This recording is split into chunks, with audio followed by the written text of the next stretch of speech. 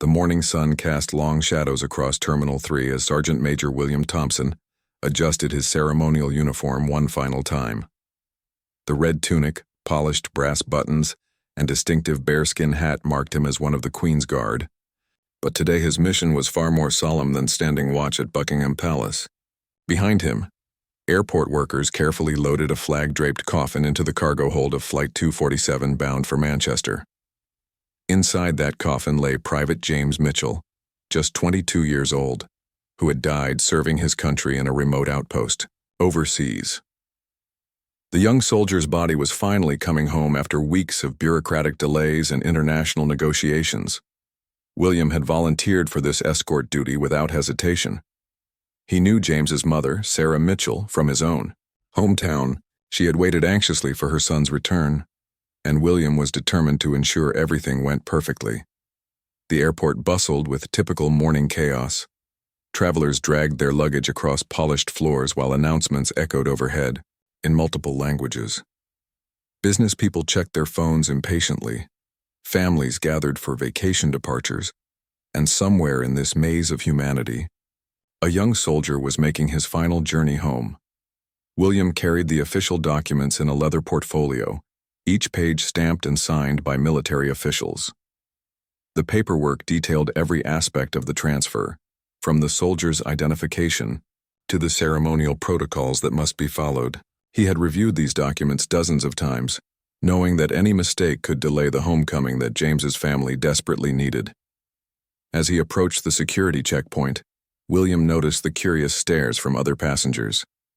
His uniform commanded respect and attention wherever he went, but today felt different.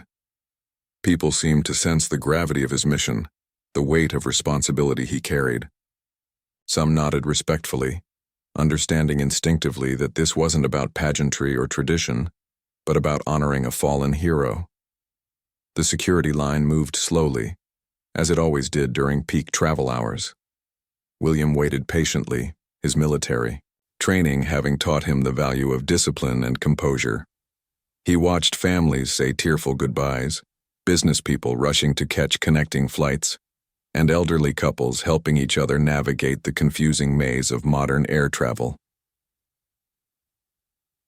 When his turn finally came, William stepped forward with quiet confidence.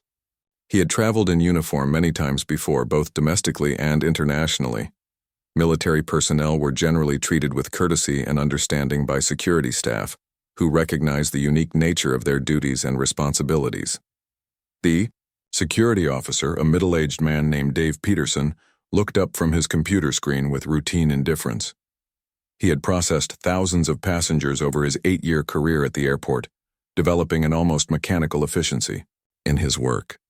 Special circumstances were rare, and he had learned to stick strictly to protocol regardless of who stood before him.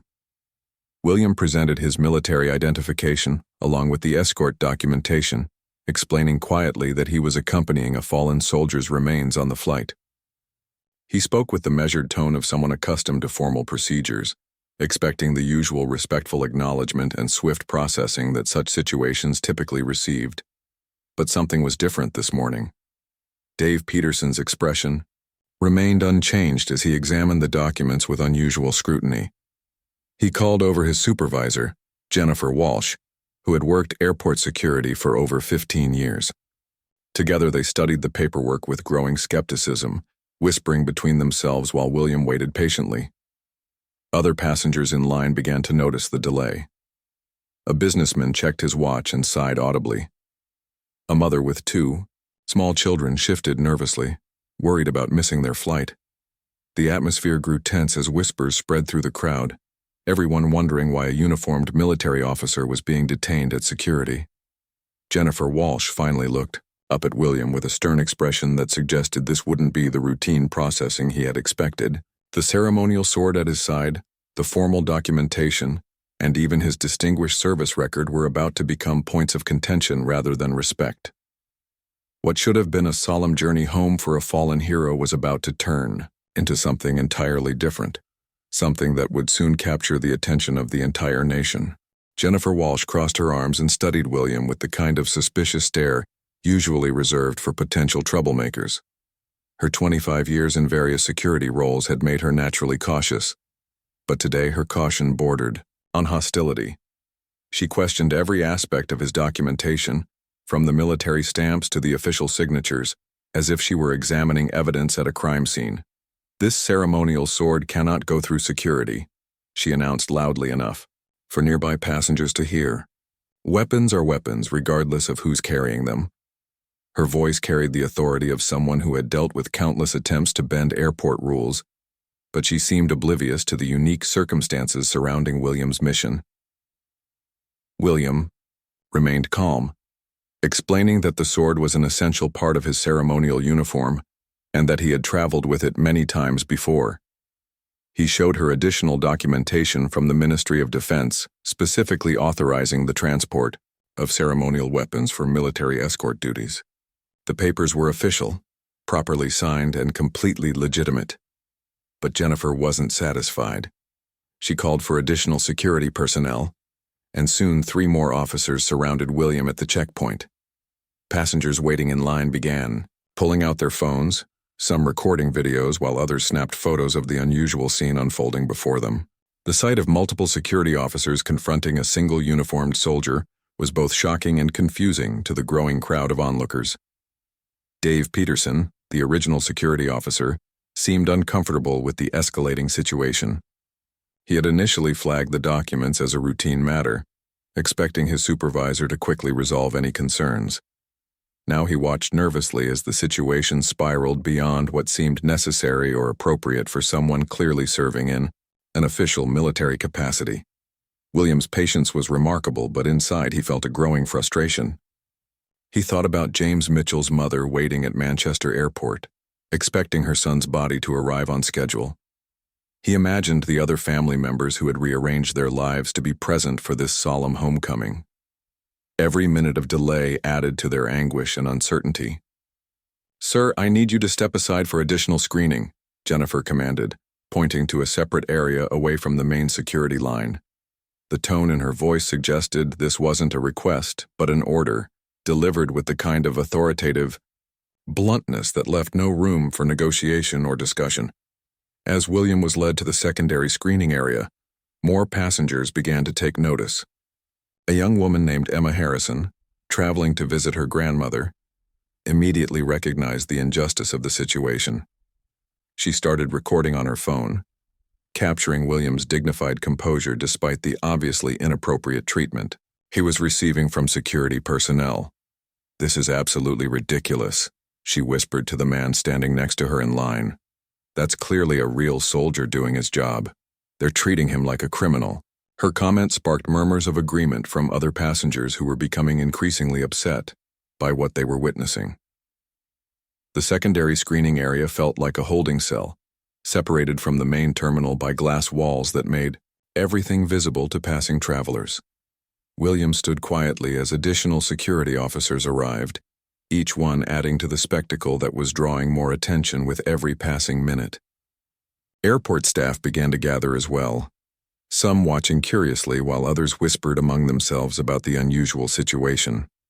A senior security supervisor named Robert Klein finally arrived, called in to handle what his staff described as a difficult passenger with weapons. But when he saw William standing quietly in his full ceremonial uniform, surrounded by multiple officers like some kind of dangerous criminal, he immediately sensed something was terribly wrong with the situation. "What exactly is the problem here?" Robert asked Jennifer, his tone suggesting he wasn't entirely pleased with what he was seeing. He had worked in airport security long enough to recognize when situations were being handled poorly, and this one had all the hallmarks of a bureaucratic disaster in the making. Jennifer launched into a detailed explanation about weapons policies and security protocols, but her words sounded increasingly hollow when contrasted with the obvious dignity and professionalism of the man she was detaining. Robert examined William's documentation carefully, noting the official stamps, military authorizations, and the clearly stated purpose of his travel. Meanwhile, passengers continued to record the scene on their phones. Emma Harrison had already uploaded her video to social media, with a caption expressing outrage at the treatment of a soldier escorting a fallen comrade home. Within minutes, the post began receiving comments, shares, and reactions from people equally horrified by what they were seeing. The situation was rapidly moving beyond a simple security checkpoint delay. What had started as bureaucratic overzealousness was becoming a public relations nightmare, broadcast live to the world through social media. But the security staff seemed completely unaware that their actions were being documented and shared, focused instead on their rigid interpretation of policies that clearly weren't designed for circumstances like these. Robert Klein studied the documentation more carefully than his subordinates had bothered to do. As someone with actual management experience, he understood the importance of context and common sense in security decisions. The papers clearly showed that William was on official military duty, escorting a fallen soldier's remains home to grieving family members. "Jennifer, this soldier is performing an official escort duty," Robert said quietly, hoping to defuse the situation before it escalated further. "His documentation is completely legitimate, and the ceremonial sword is specifically authorized for this type of military mission." He spoke with the patient tone of someone trying to correct a mistake before it became irreversible. But Jennifer had invested too much authority in her initial decision to back down easily. In her mind, changing course now would suggest she had been wrong from the beginning, something her pride wouldn't allow her to accept. She doubled down on her position, insisting that security protocols applied equally to everyone, regardless of their uniform or mission. "Rules are rules," she declared, firmly. "If we start making exceptions, where does it end? Security is security." Her words carried the rigid certainty of someone who had confused following procedures with good judgment, unable to distinguish between legitimate threats and ceremonial traditions. William finally spoke up, his voice carrying the quiet authority of years of military service. "Ma'am, I understand your concerns about security, but I have a fallen soldier in that cargo hold whose family is waiting for him in Manchester. Every minute we delay is another minute they suffer, wondering if something has gone wrong." His words should have melted any reasonable person's heart, but Jennifer seemed immune to emotional appeals. She had locked herself into a position based on rigid rule-following rather than human compassion or common sense. The growing crowd of passengers watched in amazement as she continued to treat a grieving escort mission like a potential terrorist threat. Emma Harrison's video had already been shared hundreds of times on social media. Comments poured in from viewers expressing outrage, disbelief, and support for the detained soldier. Many commenters shared their own stories of military service or losing loved ones in combat, making the emotional connection to William's mission even stronger. Other passengers at the airport began to gather around the security checkpoint, drawn by the unusual commotion. A retired veteran named George Williams, traveling to visit his grandchildren, immediately understood what was happening. He started talking to other passengers, explaining the significance of military escort duties and the sacred responsibility William was fulfilling. "That young man is bringing someone's son home," George told anyone who would listen. "This is about honor, duty, and giving comfort to grieving parents. What they're doing to him is shameful." His words carried the weight of personal experience, and other passengers began nodding in agreement. The situation was creating a ripple effect throughout the terminal. Flight announcements continued overhead, but many travelers had stopped what they were doing to watch the confrontation unfold. Some took photos, others recorded videos, and a few began calling friends and family to describe the outrageous scene they were witnessing. William remained composed despite the growing circus around him. His military training had prepared him for difficult situations, but this felt different from anything he had experienced. He was used to facing external threats and challenges, not bureaucratic obstinacy from his own countrymen during a mission of honor and respect. Airport staff began to realize they had a public relations disaster developing in real time. Supervisors from other departments started arriving, drawn by reports of a situation at the main security checkpoint. Some recognized immediately that the optics were terrible, with multiple security officers surrounding a single soldier whose only crime was trying to fulfill a solemn duty. The airline crew for Flight 247 became aware of the delay affecting their passenger manifest. Captain Sarah Mitchell, who shared the same surname as the fallen soldier but was no relation, learned that their VIP military escort was being detained at security.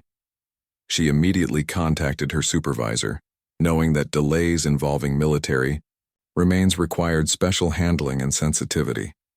Social media posts about the incident began spreading beyond the immediate witnesses. Emma Harrison's original video was being shared by military support groups, veterans organizations, and ordinary citizens outraged by the treatment they were seeing. Comments ranged from supportive messages for William to harsh criticism of airport security practices. News outlets started picking up the story as social media engagement continued to grow. A local television reporter, monitoring social media for breaking news, spotted the videos and recognized the potential significance of the story. She immediately dispatched a camera crew to the airport while beginning to research the background of military escort procedures. The pressure was building from multiple directions, but the security personnel seemed oblivious to the storm gathering around them. They continued their questioning and additional screening procedures, treating William like a suspicious character rather than a dedicated soldier fulfilling one of the military's most sacred responsibilities. The news crew arrived at the airport within 30 minutes, their van pulling up to the terminal entrance as social media continued to amplify the story. Reporter Jessica Matthews had covered military affairs for over a decade and immediately understood the significance of what was happening. She knew that military escort duties were sacred responsibilities, not bureaucratic inconveniences. Inside the terminal, William's situation had reached an absurd level of escalation. Additional security personnel continued arriving, as if a single soldier with properly documented ceremonial equipment posed some kind of massive threat. The secondary screening area now looked like a crime scene investigation, with officers examining every piece of Williams' gear and documentation. George Williams, the retired veteran watching from the crowd, finally reached his breaking point. He approached the security checkpoint and asked to speak with a supervisor, his voice carrying the authority of someone who had served his country with distinction. "This is disgraceful," he told anyone who would listen. "I spent 30 years in the military, and I've never seen such disrespect for a soldier doing his duty." His intervention sparked something powerful among the other passengers. People began speaking up, sharing their own connections to military service. A young mother mentioned her brother serving overseas. An elderly woman talked about her late husband's military career. The crowd was transforming from passive observers into active advocates for William's dignified treatment. Emma Harrison's video had now reached viral status, with thousands of shares and comments pouring in every minute. Veterans groups began, sharing it with messages of outrage and support. Military families added their own stories of escort duties and the importance of bringing fallen soldiers home with honor and respect. The airline crew became increasingly concerned about the delay. Captain Sarah Mitchell contacted airport management directly, explaining that they had a military remains escort being inappropriately detained at security. She emphasized that such delays could cause additional trauma to grieving families waiting for their loved ones' arrival. Airport management finally became aware of the public relations catastrophe unfolding in their facility. Terminal Director Marcus Reynolds rushed to the security checkpoint, having been alerted by multiple reports of unusual activity and growing passenger complaints. When he arrived and saw William surrounded by security officers like a dangerous criminal, he immediately recognized the problem. "What exactly is happening here?" Marcus asked Jennifer Walsh, his tone making clear that he expected a very good explanation for why a uniformed soldier was being treated like a threat. He had worked in airport management long enough to recognize situations that could damage the facility's reputation and relationships with military personnel. Jennifer launched into her explanation about weapons policies and security protocols, but her words sounded increasingly weak when delivered to someone who understood both policy and public relations. Marcus examined Williams' documentation quickly, noting the official authorizations and the clearly stated purpose of his mission. Meanwhile, the news crew had gained access to the terminal and was setting up their equipment. Jessica Matthews began interviewing passengers who had witnessed the incident, gathering first-hand accounts of what they had seen.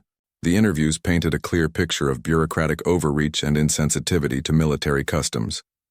Social media continued to explode with reactions to the story. Military support organizations shared the videos with angry commentary about respect for fallen soldiers and their escorts. Veterans posted their own experiences with escort duties, emphasizing the sacred nature of the responsibility William was fulfilling. Government officials began taking notice as the story gained momentum. A member of parliament who served on the Defense Committee saw the social media posts and immediately contacted the Ministry of Defense for clarification about proper procedures for military escorts. The official response confirmed that William's mission and documentation were completely legitimate. William himself remained remarkably composed throughout the ordeal, though the delay was causing him genuine anguish.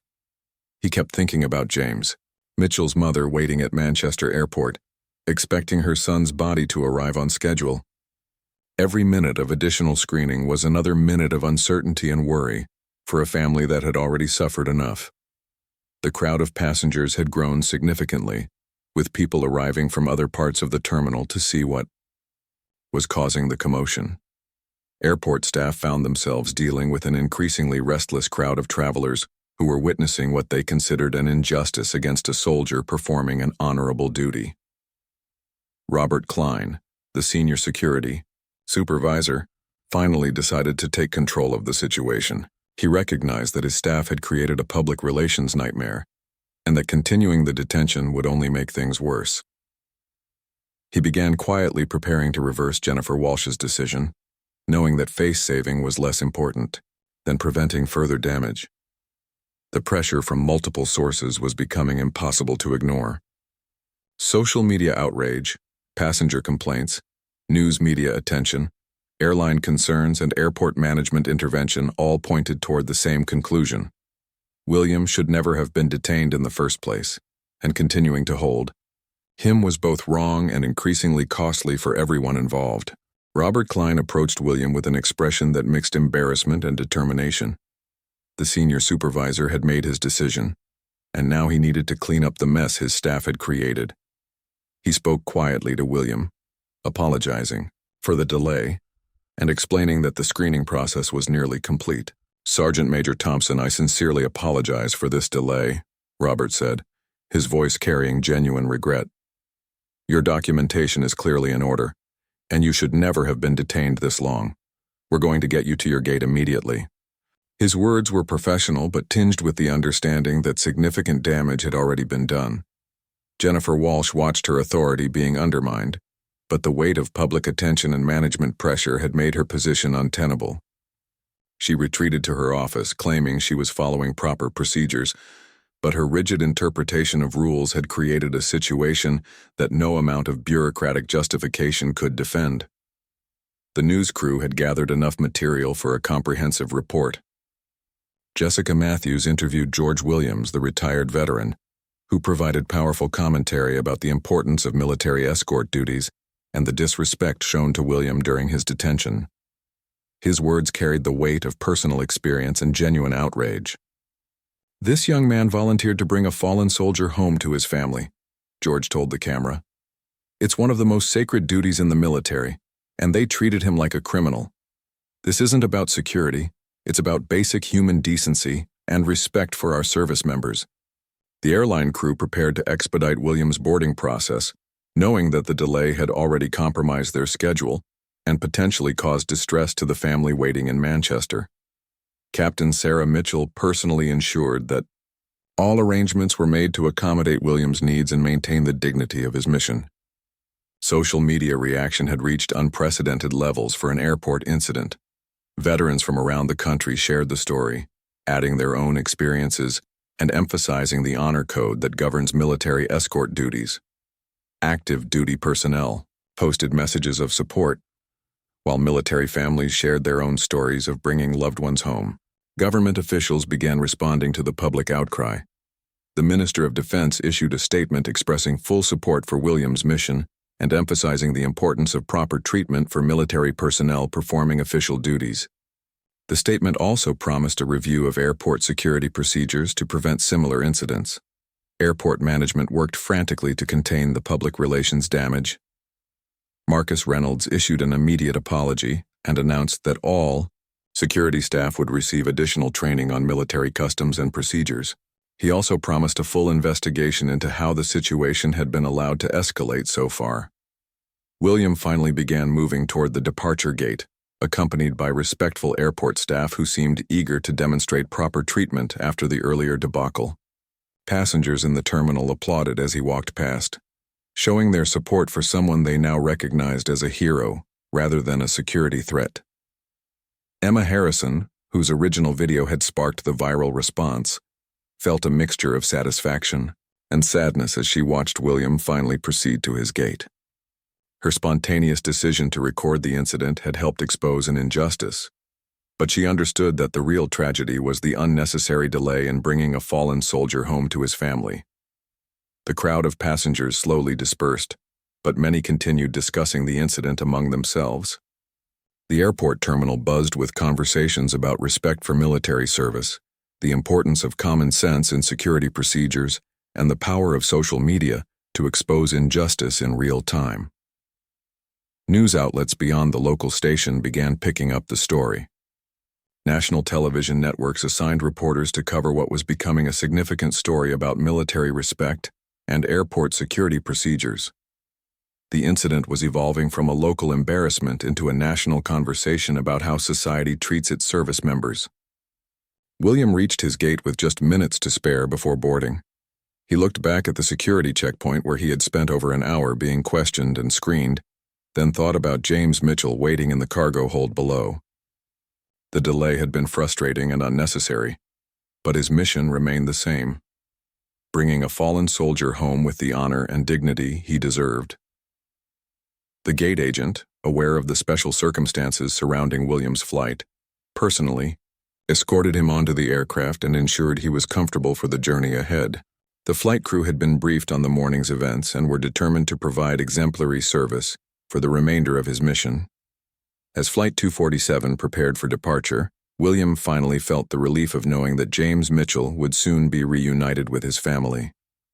The airport security debacle would become a news story and perhaps lead to policy changes, but ultimately the most important thing was that a young soldier was going home, and William had fulfilled his duty despite the obstacles placed in his path.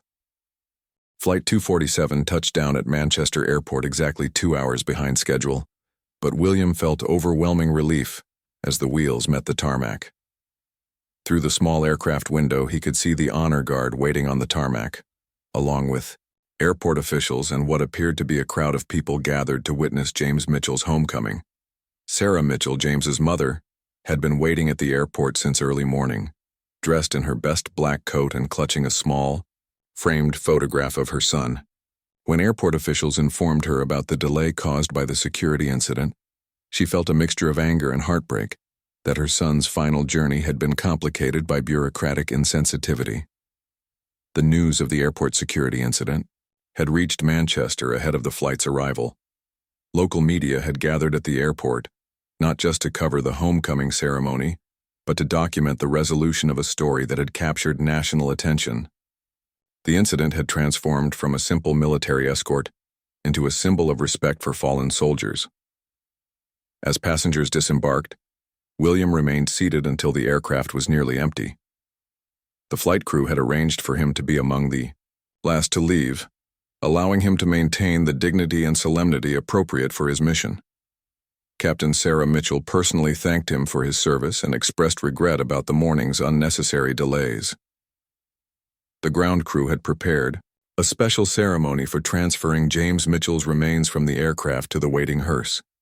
Airport officials, local military representatives, and family members gathered on the tarmac as the flag-draped coffin was carefully removed from the cargo hold with full military honors. William joined the honor guard formation, taking his place among fellow service members who had volunteered to ensure James Mitchell received the respect and recognition he deserved. The morning's security detention felt like a distant memory as he focused on the sacred duty that had brought him to Manchester. Sarah Mitchell watched through tears as her son's coffin was transferred with careful precision and obvious reverence. She approached William after the ceremony, thanking him for bringing James home despite the difficulties he had encountered. Her gratitude was profound and deeply personal, representing the appreciation of a mother who understood the significance of his escort duty. The media coverage of the incident continued to grow throughout the day. News programs featured interviews with veterans, military families, and security experts discussing the importance of proper treatment for military personnel performing official duties. The story sparked broader conversations about respect for service members and the need for common sense in security procedures. Government response was swift and comprehensive. The Minister of Defense announced new guidelines for airport security interactions with military escorts, ensuring that properly documented service members would receive appropriate treatment during official duties. The minister also personally called William to thank him for his professionalism during the incident. Airport security underwent immediate changes as a result of the public outcry. Jennifer Walsh was reassigned to duties that didn't involve direct passenger interaction, while additional training programs were implemented for all security staff. The incident became a case study in how rigid rule following without common sense could create public relations disasters. Social media continued to buzz with reactions to the story, but the tone shifted from outrage to appreciation as people learned about the successful completion of William's mission. Veterans shared stories of their own escort experiences, while military families expressed gratitude for the dedication shown by soldiers like William, who volunteer for such difficult assignments. Emma Harrison, whose viral video had started the public outcry, posted a follow-up message expressing satisfaction that the incident had led to positive changes in airport procedures. She emphasized that her goal had never been to create controversy, but simply to expose an injustice that needed correction. The funeral service for James Mitchell was held 3 days later, attended by hundreds of community members who had learned about his story through the media coverage. William attended in full dress uniform, completing his escort duty by participating in the final honors ceremony for the young soldier he had brought home. In the weeks following the incident, airport security procedures were reviewed and updated at facilities across the country. The story had highlighted the need for security staff to receive training on military customs and the importance of escort duties for fallen service members. William returned to his regular duties with the Queen's Guard, but the Manchester airport incident had changed him in subtle ways. He had experienced firsthand how public attention and media coverage could transform a bureaucratic mistake into an opportunity for positive change in how society treats its military personnel. The incident ultimately became more than just a news story about airport security. It evolved into a national conversation about respect, dignity, and the sacred trust between military service members and the civilians they protect. Most importantly, it ensured that James Mitchell came home with the honor he deserved, despite the obstacles encountered along the way. Years later, airport security personnel still receive training that includes the Manchester incident as an example of how proper procedures and human compassion must work together to serve both security needs and the deeper values of respect and honor that define a civilized society.